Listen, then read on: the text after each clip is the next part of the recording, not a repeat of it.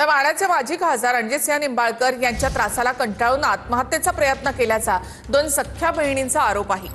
पीडित डॉक्टर तरुणीसारखीच आमची स्थिती झाली होती अशी आत्महत्येचा प्रयत्न करणाऱ्या तरुणींनी प्रतिक्रिया दिली आहे। प्रशासनाचा गैरवापर करून आमच्यावर खोटे गुन्हे दाखल केले असा आरोपही या तरुणींनी केलाय।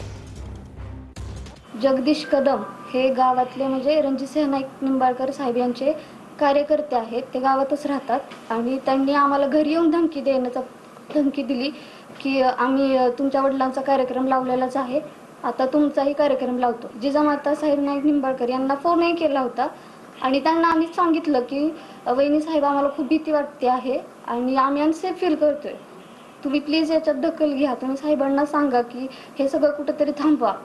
तर त्यांनी मला हे उत्तर दिलं की मला यातलं काहीच माहिती नाही, मी काहीच करू शकत नाही आणि त्यांनी फोन ठेवून दिला।